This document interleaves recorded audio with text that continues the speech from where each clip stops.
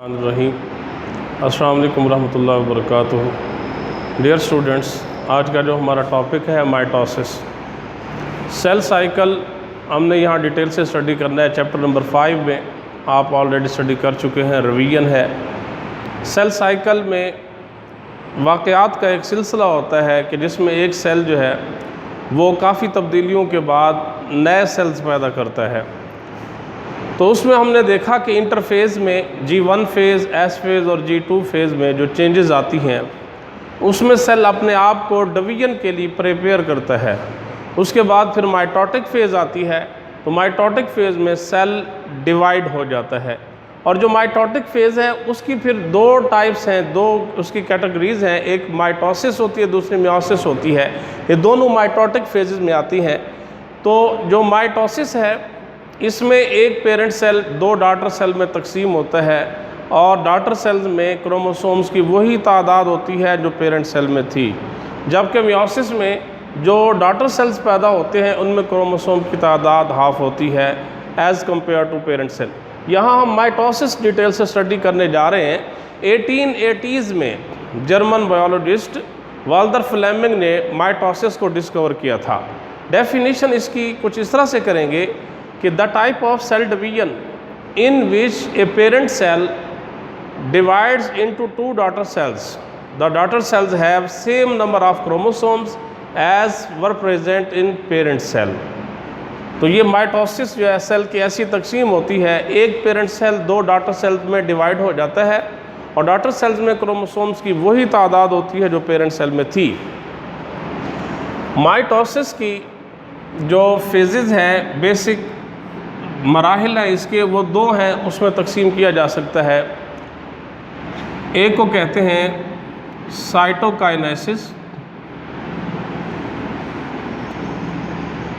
ये दूसरे नंबर पे आता है।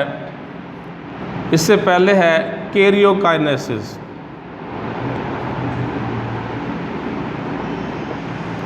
Karyokinesis, cytokinesis. कैरियन न्यूक्लियस को कहते हैं, कैरियन लैटिन वर्ड है। The division of nucleus is called karyokinesis. Cyte cell को कहते हैं, CYTE cyte. The division of cytoplasm is called cytokinesis. The division of nucleus is called karyokinesis while the division of cytoplasm is called cytokinesis. Karyokinesis की आगे चार इसके मराहिल होते हैं। एक को प्रोफेज का नाम दिया जाता है, दूसरे को मेटाफेज, तीसरे को एनाफेज, जबकि चौथा और लास्ट जो इसका स्टेज है उसे टेलोफेज का नाम दिया जाता है। Karyokinesis, the division of nucleus, इसकी ये चार फेजेस है। इसमें डिफरेंट 4 चेंजेस आती है न्यूक्लियस के अंदर जब न्यूक्लियस डिवाइड हो रहा होता है। पहले न्यूक्लियस डिवाइड होता है, उसके बाद साइटोप्लाज्म डिवाइड होता है, तो मुकम्मल सेल जो है वो तकसीम हो जाता है। प्रोफेज को देखते हैं हम।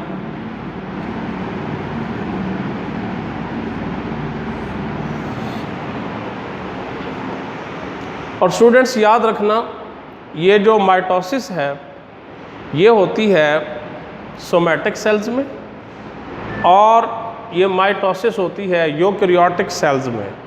सोमैटिक और जर्म लाइन सेल्स, ये दो टर्म्स इस्तेमाल होती हैं। सोमा कहते हैं बॉडी को। The cells that make the body of organism are called somatic cells, while the cells that give rise gametes are called germline cells. Somatic cells undergo mitosis while germline cells undergo meiosis. Somatic cells mitosis से गुजरते हैं, जबकि germline cells जो gametes बनाते हैं उनमें meiosis होती है। तो ये हम जो स्टडी कर रहे हैं ये somatic cells में होती है mitosis और यूकैरियोटिक cells में। प्रोफेज के अंदर डिफरेंट चेंजेस आती हैं। सबसे पहली जो बात है उसमें chromatin condenses into chromosomes.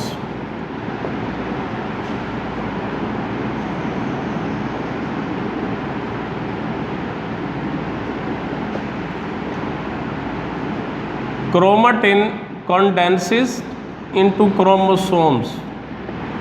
Chromatin सिकुड़कर क्रोमोसोम्स बनाता है।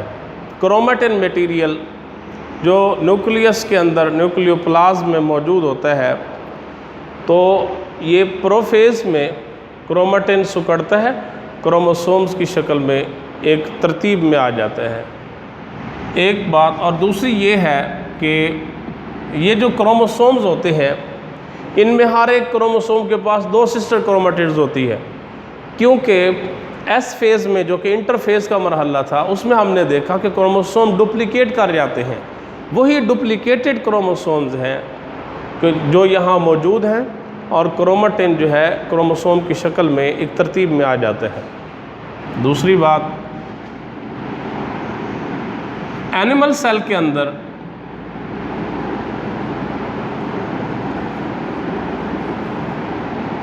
एनिमल सेल्स में सेंट्रियोल्स का जोड़ा, जिसे सेंट्रोसोम कहते हैं,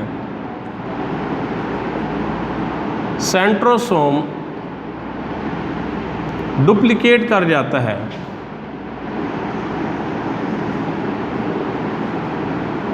उसका नतीजा ये निकलता है कि डॉटर सेंट्रोसोम्स बनते हैं।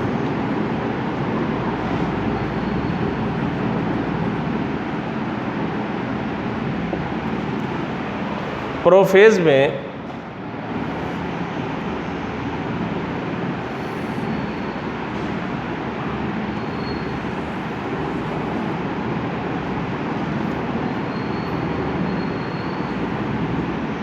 हमने देखा कि क्रोमेटिन मटेरियल सिकुड़ता है तो क्रोमोसोम्स बनते हैं, और ये जो क्रोमोसोम्स होते हैं, हर एक क्रोमोसोम के पास 2 सिस्टर क्रोमेटिड्स होती है। जो सेंट्रियोल्स है उसका एक जोड़ा सेंट्रोसोम कहलाता है, तो वो डुप्लीकेट होकर 2 डॉटर सेंट्रोसोम्स बनाते हैं, और हर एक जो डॉटर सेंट्रोसोम होता है वो सेल के अपोजिट पोल की तरफ सफ़र करता है।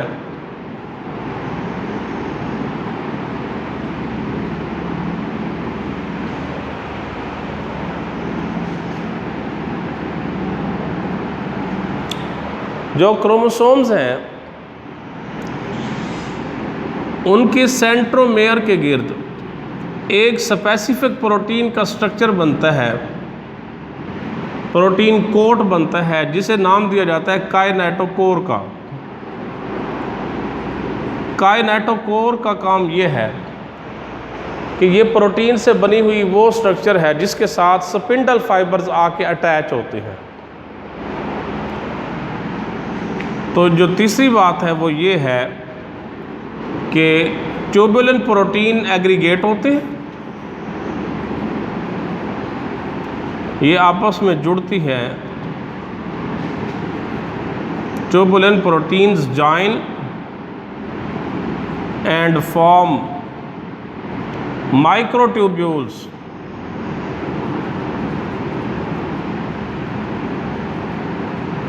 Called spindle fibres. ये स्पिंडल फाइबर्स बनाती हैं। ट्यूबुलिन प्रोटीन्स आपस में जुड़कर साइटोप्लाज्म में आपस में जुड़कर स्पिंडल फाइबर्स बना देती हैं।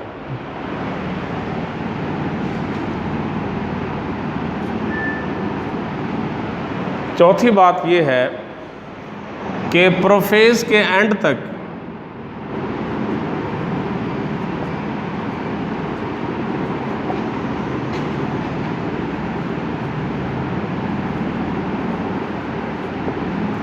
ये स्पिंडल फाइबर्स जैसे ही इन्वेड करते हैं तो न्यूक्लियर एनवेलप की ब्रेक डाउन हो जाती है। न्यूक्लियर एनवेलप इनकी ब्रेकेज हो जाती है।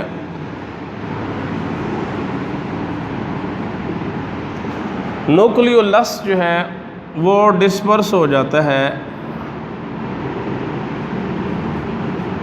न्यूक्लियोलस डिसअपेयर हो जाता है, जबकि न्यूक्लियोप्लाज्म साइटोप्लाज्म में बिखर जाता है।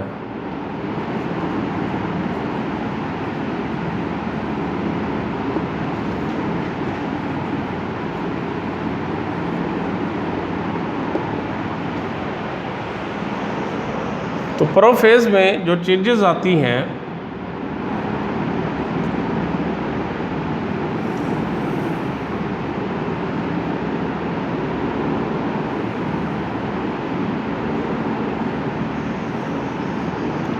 न्यूक्लियस के अंदर क्रोमोसोम्स होते हैं और सेंट्रोसोम से स्पिंडल फाइबर्स जब एक्सटेंड करते हैं तो स्पिंडल फाइबर्स इन्वेड करते हैं, न्यूक्लियोप्लाज्म में चले जाते हैं, न्यूक्लियर एनवेलप को तोड़ते हैं। प्रोफेज के एंड पर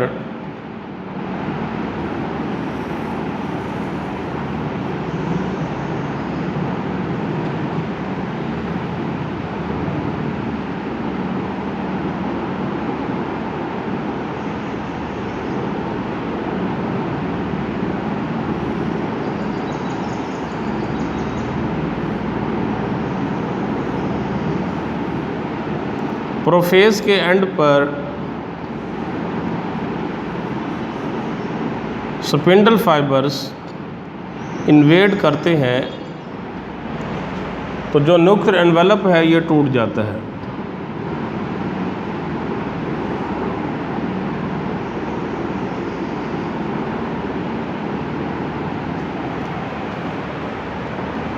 उसके बाद दूसरा फेज़ है, दूसरी स्टेज है मेटाफेज़।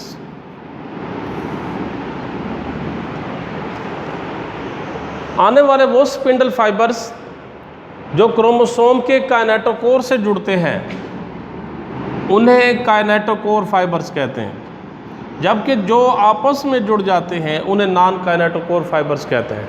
अब डिफरेंस कैसे करेंगे, डेफिनेशन मैं बता रहा हूँ।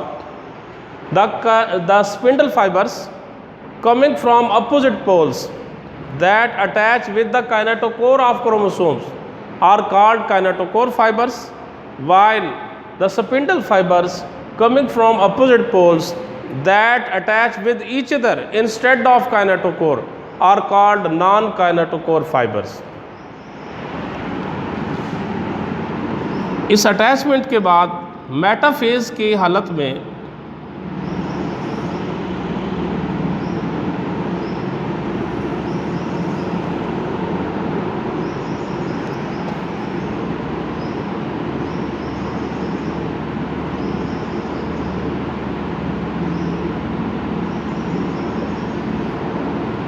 ये नॉन काइनेटोकोर फाइबर्स, ये काइनेटोकोर फाइबर्स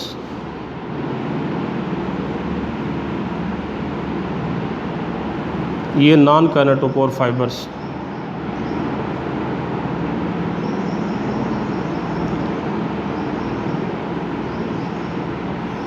ये काइनेटोकोर फाइबर्स। तो जो क्रोमोसोम्स होते हैं मेटाफेज की हालत में सेल के इक्वेटर पर एक प्लेट की शक्ल इख्तियार करते हैं जिसे मेटाफेज प्लेट का नाम दिया जाता है। मेटाफेज प्लेट बनाते हैं सेल के इक्वेटर पर, ख़त्ते इस्तिवा जिसे कहते हैं, बिल्कुल सेंटर में। तो इस प्लेट को कहते हैं मेटाफेज प्लेट। ये कैरियोकाइनेसिस का पहला मरहला था, प्रोफेज, दूसरा मेटाफेज। अब तीसरा मरहला जो है एनाफेज।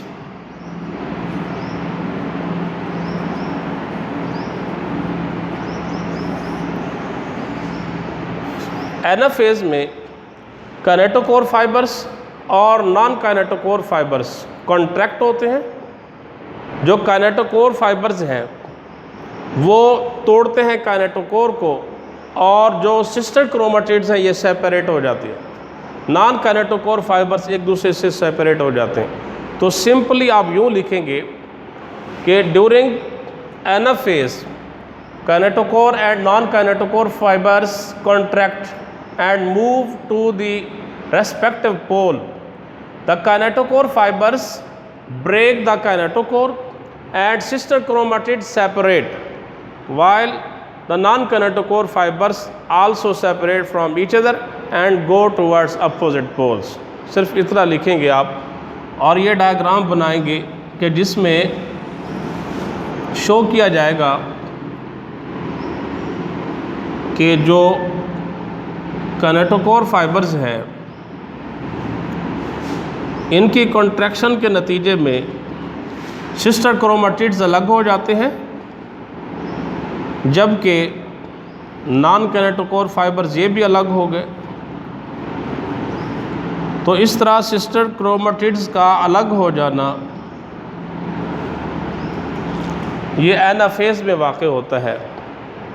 उसके बाद है टेलोफेज, जो कि लास्ट स्टेज है कैरियोकाइनेसिस का।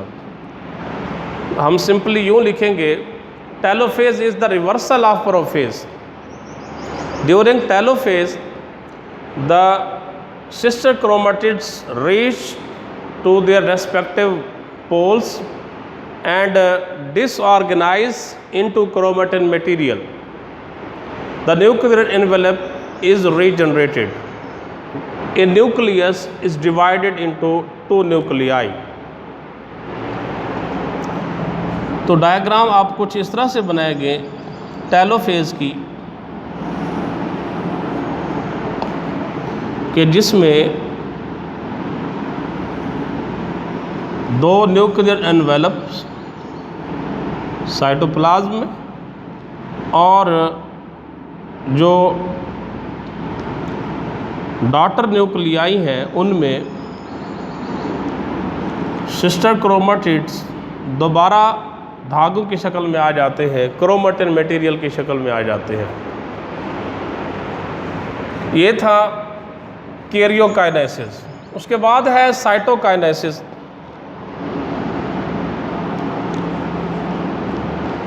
Cytokinesis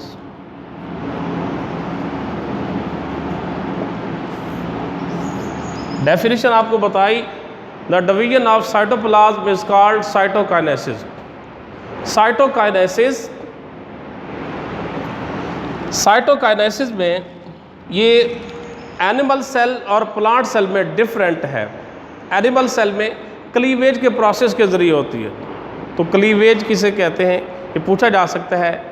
what's mean by cleavage, what is cleavage, furrow how cytokinesis occurs in animal cells. तो उसका आंसर ये होगा कि during cytokinesis in animal cells a cleavage furrow appears at the equator of the cell. This furrow deepens and pinches the parent cell into two daughter cells. जबकि plant cells के अंदर जो cytokinesis होती है ये एनिमल सेल से different है। Plant cell में साइटोकाइनेसिस जो है फ्रैगमोप्लास्ट के फॉर्मेशन के ज़रिए होती है। प्लांट सेल में कि प्लांट सेल में बाहर सेल वॉल है, अंदर इसके सेल मेम्ब्रेन है। तो साइटोप्लाज्म के और सेल के बिल्कुल सेंटर पर गोल्जी वेसिकल्स जमा होते हैं। ये गोल्जी वेसिकल जब जमा होते हैं तो मेम्ब्रेन बाउंड डिस्क बनाते हैं। उस डिस्क को नाम दिया जाता है सेल प्लेट का।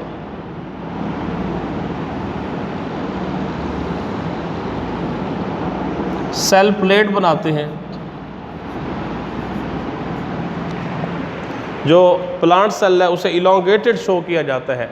सेल प्लेट बनाते हैं और ये जो सेल प्लेट है इसके जो मेम्ब्रेन है वो दो जो डॉटर सेल्स बनते हैं उनकी मेम्ब्रेन्स बनाती है और इस सेल प्लेट का जो अंदरूनी मवाद है, इंटरनल कंटेंट है, वो नए जो डॉटर सेल्स हैं उनकी सेल वॉल बना देती है। तो इस तरह आज जो है माइटोसिस हमारा कंप्लीट हुआ। नेक्स्ट इंशाल्लाह सिग्निफिकेंस ऑफ माइटोसिस हम डिटेल से पढ़ेंगे।